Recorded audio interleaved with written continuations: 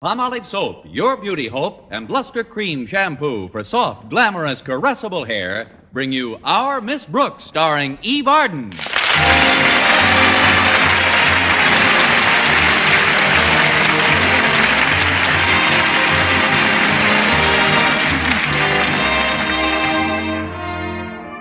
For many teachers, June 17th marked the last day of the regular school term. Well, this also applied to our Miss Brooks, who teaches English at Madison High School. Unlike many other teachers, however, I had volunteered for summer school duty. The reason? Oh, you can put it down to any one of a number of things. Caprice, the spirit of cooperation, hunger.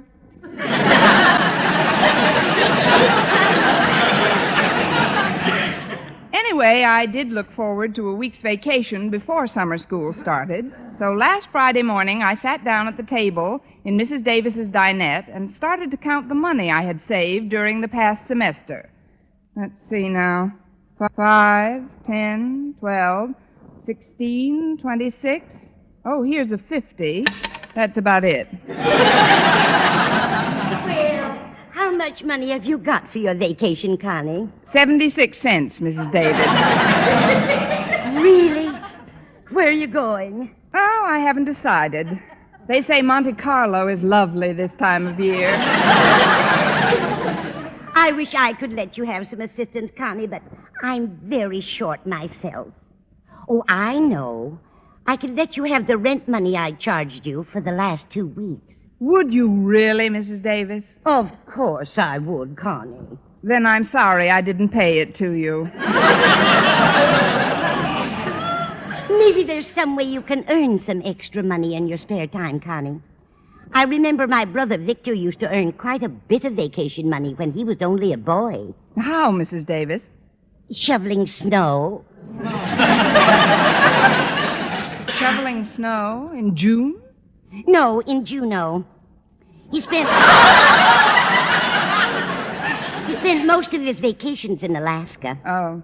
Or you might get some ideas out of these magazines here.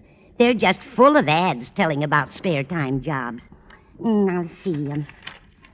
Herman Zuko made $6 the first day. At what?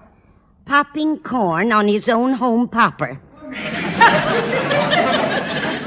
They send you all the equipment plus 50 pounds of corn absolutely free of charge.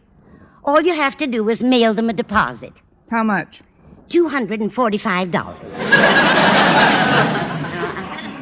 I guess that one won't do. No. Oh, here's one. Future Unlimited. Learn to fly in your own home.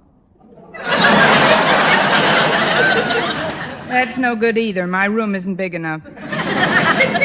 Oh, look at this one, Connie. Let's see. Be the life of the party and earn good money besides. Whose picture is that, Connie? It says, Bride of the Month, Gretchen Cleek, earned $15 playing the banjo at her own wedding.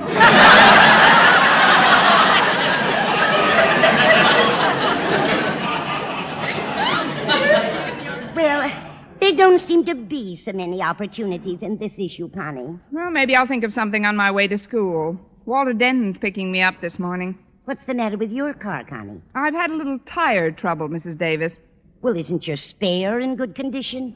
My spare's in perfect condition. It's the other 4 that are shot. How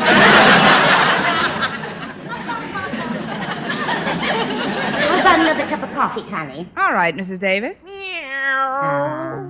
Not you, Minerva. You've already had your breakfast. The way this cat eats is a caution. She's getting fat as a horse. Good. Maybe I can ride her to school one of these days. Now you go on into the kitchen, Minerva. Go ahead, Minerva. Yesterday's paper is under the sink with a big fat Mickey Mouse cartoon.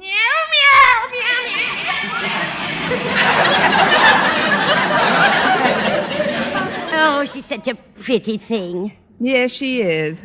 Say, wait a minute. No, I don't suppose her fur would bring much. I'll get it. No, I'll get it. I have long arms. Good morning, Walter. Come in. Wait. This is not a moment to be passed over lightly. This is an exquisite moment, a delicious moment, a moment to be savored and sipped like a rare old wine. Sorry, Bud, we don't serve minors at this bar. Come on in, Walter. The sun's heating up the dust in the hall.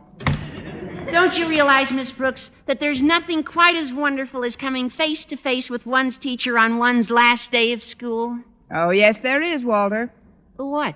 The moment when one's teacher turns one's back on one's pupils on the last day of school. Yes. Parting is such sweet sorrow. Well, we won't be parting for long. I volunteered to teach during the summer school term, and your marks have volunteered for you. Yes, I know. But it won't be too bad. I guess my old pal Stretch will be with me. I understand that the marks he got in his final exams weren't so hot. By the way, Miss Brooks, how did he do in English? You don't have to worry about Stretch, Walter. He made summer school with flying colors. I was just having a cup of coffee. Would you like something to eat before we leave the house? Oh, well, I had my breakfast, Miss Brooks, but I can always nibble. Good. Come into the dinette, Walter. Morning, Mrs. Davis. Good morning, Walter. Can I fix you something? Would ham and eggs be too much trouble? That ought to make a nice nibble. I'll fix them for you in a jiffy, Walter. What kind of bread do you want? Oh, what have you got? White, rye, and whole wheat. That'll be fine. This kid eats like a cat. Well, Miss Brooks, how are you going to spend all of next week? No, I may not spend all of it, Walter. I'll probably save some. That is, I couldn't think of going away anywhere until I recuperate. Recuperate? From what, Miss Brooks? From an ancient malady, Walter. It's called teacher's blight. Gosh, how long have you had that? It's just setting in. The symptoms are always the same. First, a hollow feeling in the pit of the pocketbook, followed by a general tightening of the purse strings. In a word, you're broke? In 3 words, yes, darn it. Well, that isn't anything to be too desperate about, Miss Brooks. Being broke isn't so bad if you've got friends. I know, Walter, but it's just as nice to be rich and have friends. Yeah, that's true, too. But let's pursue this matter further. In order to effect a cure, we must first find the cause of the ailment. Go ahead, Doctor. At present, you are without funds, correct? Correct. Hence, you must have spent what funds you possessed on something other than that which you'd like to have said funds available for now, mustn't you? It'll take more than summer school to straighten out that sentence. But go ahead, Walter. Oh, what I mean, Miss Brooks, is that you haven't enough money for a vacation now because of the way you let it slip through your fingers earlier in the season. You're right, Walter. I could have afforded a wonderful week in the country if I hadn't frittered away all my earnings on food and rent. Here you are, Walter. Here's some nice scrambled ham and baked eggs. I beg pardon? It's a brand new recipe I've discovered. It's called ham and eggs country style. In what country? If you'll excuse me, Walter, I'd like to look through some more of these magazines while you're eating. I've been trying to find some way to make some money in my spare time. Oh, gosh, why didn't you say so, Miss Brooks? She just did, Walter. But there doesn't seem to be anything worthwhile. You mean you really want to work at something other than teaching, Miss Brooks? During my free time, yes. Well, then I may have just the thing for you. You see, I'm trying to raise some extra money, too, Miss Brooks, and I'd be happy to... Oh, no. Well, first I've got to get permission from my partners. Your partners? Yeah, Stretch Snodgrass and Harriet Conklin. Oh, but I'm sure they'll be glad to have you with us. With you in what, Walter? Well, it's very confidential. I won't breathe a word of it, Walter. Word of honor, Mrs. Davis? Word of honor. Honestly, Miss Brooks, this thing is terrific. What thing is terrific? It's just a gold mine. Give me a map and a shovel, and I'll meet you there at midnight. Now, come on, Walter. You've had me in suspense long enough. What is this fabulous sideline I'm getting into? Well, I'd rather not say until we talk to Stretch and Harriet, but I'm going to pick them up on our way to school. They're waiting in the pet shop that Stretch's dad runs.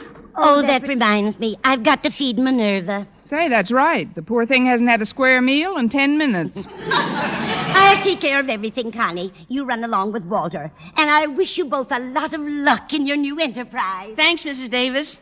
Well, we better be going, Miss Brooks. All right, Walter, but you'll have to give me a few minutes to fix up. After all, if we're going to the Snodgrass pet shop, I want to look my best. You mean when you meet your new business associates? Not entirely, Walter. There's a monkey in there who has a crush on me. A monkey? Yes. Stretch once read him Tarzan of the Apes, and he thinks I'm Jane.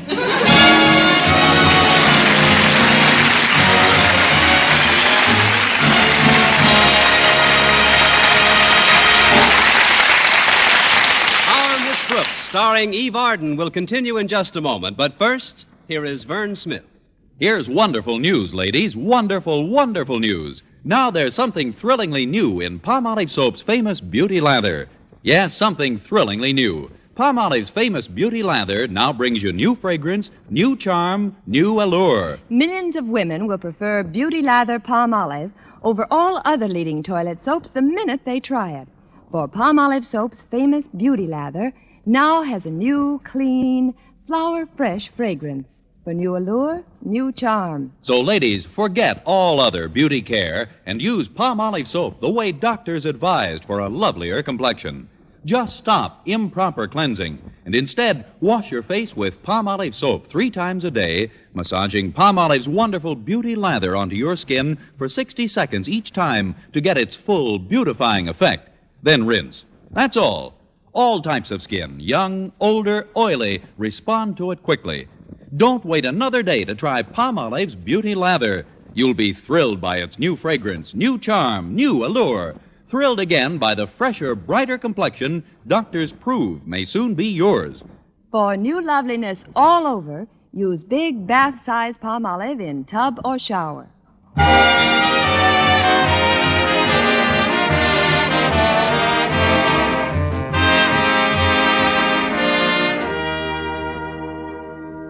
Driving downtown with Walter Denton is always an invigorating experience. It's great practice for underwater swimming, too. At one point during our ride, I held my breath for 3 straight blocks. When we finally arrived at our destination, I made a mental note to send a generous contribution to the League for Frightened Pedestrians. Well, here's the pet shop, Miss Brooks. It better be. A jewelry store would look pretty silly with all those puppies in the window. Oh, aren't they cute, Walter? What's that St. Bernard doing in there? No, that's Stretch. Oh. Come on, let's go in. Hiya, Stretch. It's me. Oh, hi, Walter. Oh, hello, Miss Brooks. Hello, Stretch. Where's your dad? He'll be down later. I opened the shop today. I was just feeding the animals. How about Harriet? She had breakfast at home. Oh, you mean where is she at? Oh, she's in back examining some of our equipment. Oh, let's go back. We got to vote Miss Brooks into the business. No kidding. Is Miss Brooks coming in with us? Well, that depends on if she still wants to after she hears what it is. It also depends on if I'm not too old when I hear what it is. Well, it's about time you... Oh, hello, Miss Brooks. Good morning, Harriet. It was my fault Walter's late. We were discussing the possibilities of my joining your new enterprise. Our enterprise? Yes, the one that's well calculated to keep you in suspense. Is it okay with you, Harriet? Miss Brooks will make a wonderful contact man for us. Yeah, she sure will. A swell contact man. Of course, I'll feel a little foolish in this dress. Well, I'm all for it, of course, but do you know what the business is, Miss Brooks? No. It's taxidermy. Taxidermy? Yeah, you know, where you stuff stuff. Yeah, not just any stuff. Birds and animals and things like that people grow attached to. Well, I don't know, kids. Oh, there's I don't nothing think to it, Miss Brooks. My dad is furnishing all the equipment. He used to be in that business, you know. It's really a public service, Miss Brooks. Like when old Mr. Phillips, you know the man who has the farm right nearby? Well, one of his pet oxen died and he felt terrible till Stretch's dad fixed him up. Sure. Now the ox is still standing in his stall out in the barn, and Mr. Phillips can run in and see him every once in a while. He's exactly like when he was alive. Without the pulling power, of course. It's a great business, Miss Brooks. And just think, you don't have to make any investment. All you need is an apron and something sharp. But you better think it over, Miss Brooks. Taxidermy may not be a dignified enough avocation for a school teacher. Well, I'm afraid Harriet's right. Besides, I wouldn't want to deplete your share of the earnings. I imagine there isn't too much money in it. Well, with the orders we got in already, we should gross almost $100. Plus some swell leads that you could follow up as a contact man. Sure. Altogether, we'll clear about $50 apiece. Did you say $50? Sure. Stretch, Yes, Miss Brooks? throw me an apron, an ox, and something sharp.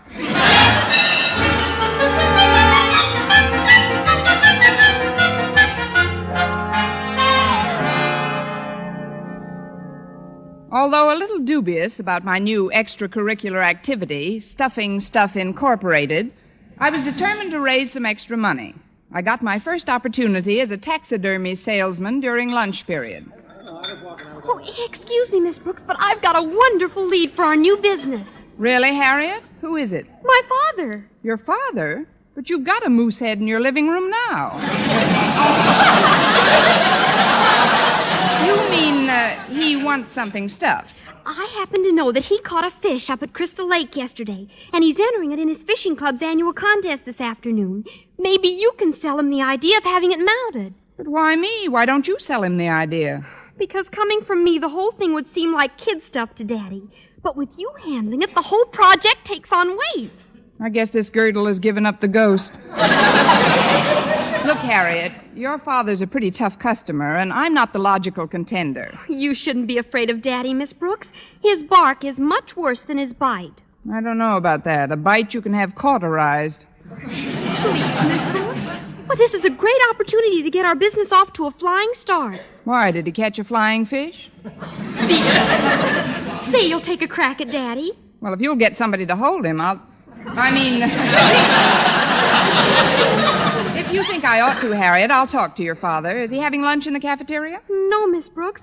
Since he went fishing yesterday, he can't stand the sight of food, so he's taken a baked apple to his office. Now, go ahead, Miss Brooks. Beard the lion in his den. All right, Harriet, I'll try to beard the lion, but I'd feel a lot better if I'd once removed a thorn from his paw.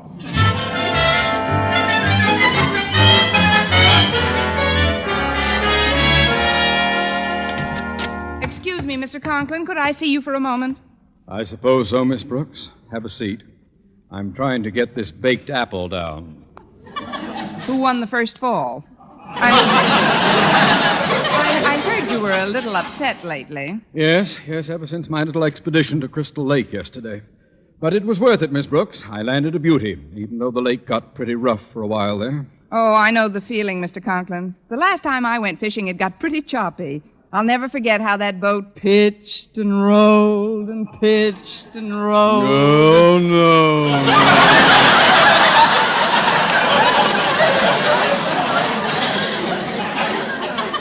If you don't mind, Miss Brooks, I wish you'd postpone the recital of your experience at sea until I've had another go at this baked apple. Oh, of course, Mr. Conklin. What I wanted to talk to you about was that beauty you hauled in yesterday. Now, you must admit, Mr. Conklin, that there's nothing quite as unprepossessing as a dead fish.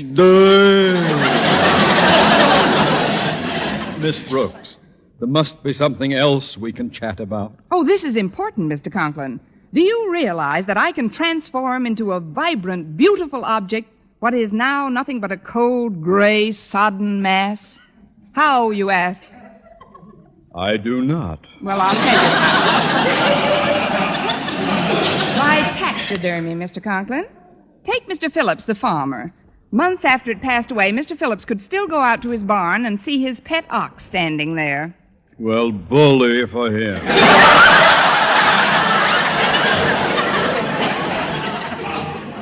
Now for another try at this baked apple. Mr. Conklin, I'm afraid you underestimate the importance of taxidermy.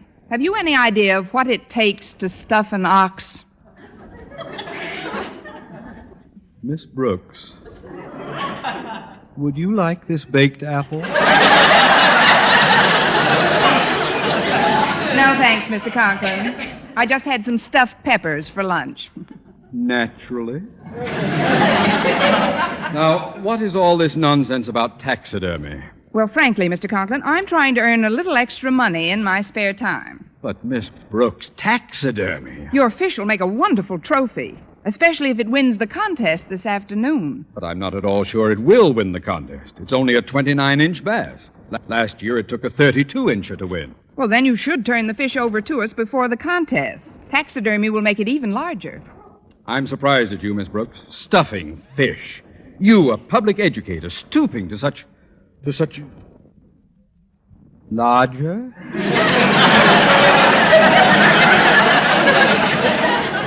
Inches larger. You'll find the speckled beauty in the cafeteria refrigerator. It's roomier than the one we have at home. Oh, thank you, Mr. Conklin. You won't be sorry. The club is meeting at my home at 5 sharp. You're sure you can have it there by then? Positive, Mr. Conklin. Very well. Oh, one more thing, Miss Brooks. What is it going to cost me to stuff my fish? Shall we say a fin, Mr. Conklin?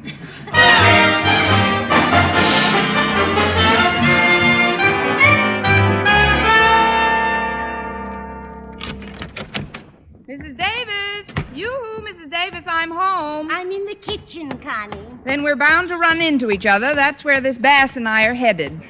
Well, here we are, Mrs. Davis. Oh, hello, Connie. I was just... Who's that with you? This is a 29-inch bass, which is about to be preserved for Mr. Conklin and posterity. Meow. Oh, hello, Minerva. She's hungry again. But so far, I haven't given in to her. I don't like the way she stuffs herself lately. Me either. It isn't fair to us taxidermists. Let me put this fish in the icebox till the kids get here, There. That ought to keep until my business associates arrive. Your business associates? Harriet, Walter, and Stretch. I'm sales manager of Stuffing Stuff Incorporated. I just put my first client in the icebox. Mr. Conklin's commissioned us to have his fish mounted. What a charming notion. Now, if you'll excuse me, dear, I've got some shopping to do. I was on my way out the back door when you came in. Certainly, Mrs. Davis. Oh, is it all right if we use the kitchen for a little while? Of course, dear. Just help yourself. Goodbye. Bye, Mrs. Davis. We're stuffing Mr. Conklin's bass. Hooray, hooray. Coming! Well, here we are, Miss Brooks. Yep, here we are. Come in, boys. Where's Harriet? Well, she didn't come, Miss Brooks. She says she'd rather sit this part of the business out. It gets kind of gooky. I think I'll sit with her. I got all the equipment here, Miss Brooks. Where's the subject? Back in the kitchen. Just follow me. It's a pretty good-sized fish, boys. I hope it doesn't take too long to do the job. Oh, it'll just be a few minutes, Miss Brooks. Oh, nothing to it. Old Stretch just takes out his pointy knife and then... And never mind the details, He sticks Walter. it in- The fish is in the icebox here. Oh, now that's funny. I put it right on the bottom shelf. Well, isn't there now? Look at Minerva. She looks like the cat that swallowed the canary. She looks like the cat that swallowed the canary that swallowed the bass. Look, Miss Brooks. Look at this skeleton over here in the corner. What's it doing out of my closet? It's all that's left of the fish. Gosh, I can't stuff a skeleton. Oh, this is simply terrible, boys. Mr. Conklin's fishing club's meeting at his home in a couple of hours. Oh, Minerva, how could you do this to me? The way you eat, you should oink instead of meowing.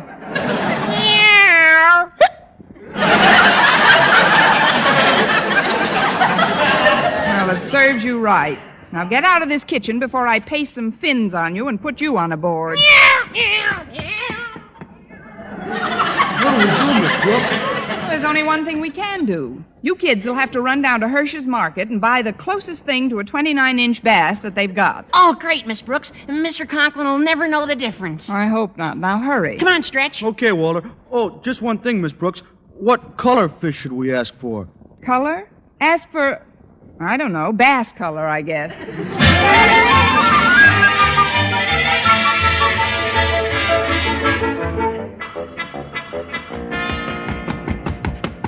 Well, here we are, Miss Brooks. Put him on the kitchen table here, Stretch. Okay, Walter.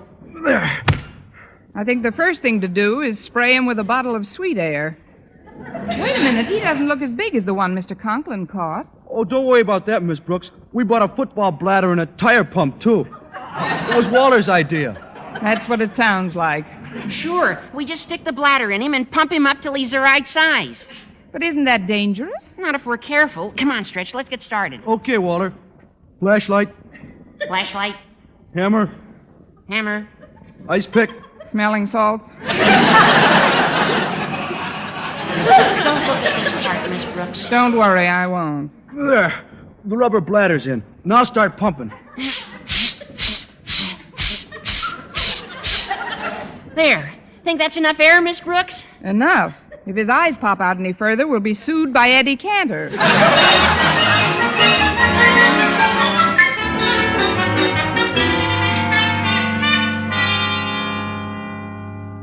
And so, fellow members of the Fishing Club, it is with a good deal of pride that I accept this blue ribbon for my entry in the annual contest. If you'll just hold the fish up, Miss Brooks, I'd like to pin this ribbon right on his gleaming side. Pin it? Oh, but Mr. Conklin, I wouldn't advise... Ah, there we are. In you go. Caviar, anyone?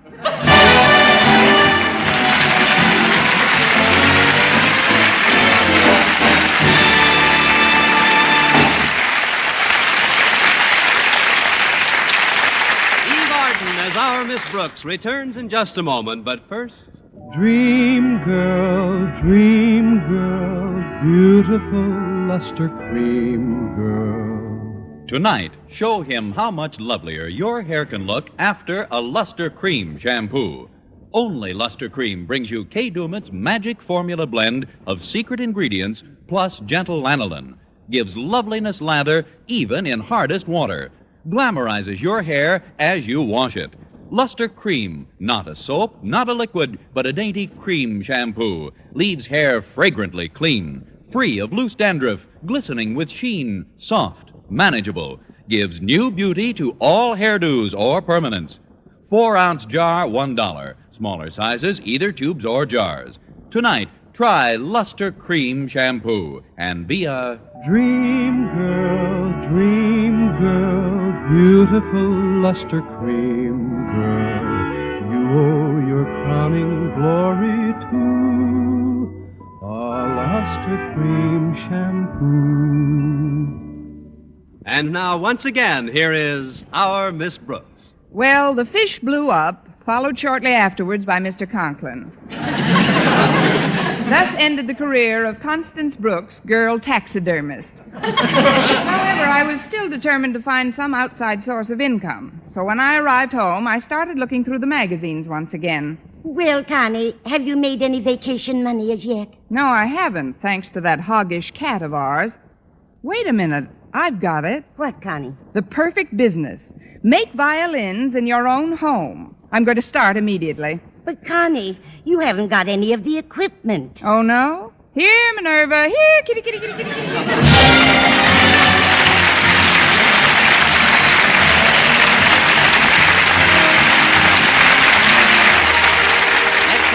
Another Our Miss Brooks show brought to you by Palmolive Soap, your beauty hope, and Luster Cream shampoo for soft, glamorous, caressable hair. Our Miss Brooks, starring Eve Arden, is produced by Larry Burns, written and directed by Al Lewis, with music by Wilbur Hatch. Mr. Conklin was played by Gail Gordon. Others in tonight's cast were Jane Morgan, Dick Crenna, Gloria McMillan, and Leonard Smith.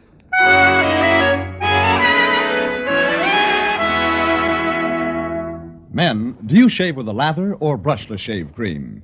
Palmolive shaving cream comes both ways, and whichever way you prefer to shave, you'll find that using either Palmolive brushless or Palmolive lather shaving cream can bring you more comfortable, actually smoother shaves. Here's the proof. 2,548 men tried the new Palmolive way to shave described on the tube. And no matter how they had shaved before, 3 out of every 4 got more comfortable, actually smoother shaves. Get Palmolive brushless or Palmolive lather shaving cream today.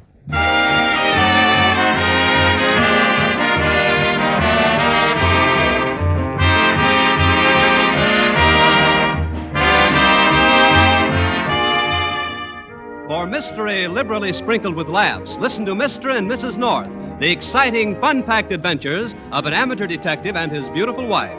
Tune in Tuesday evening over most of these same stations. And be with us again next week at this same time for another comedy episode.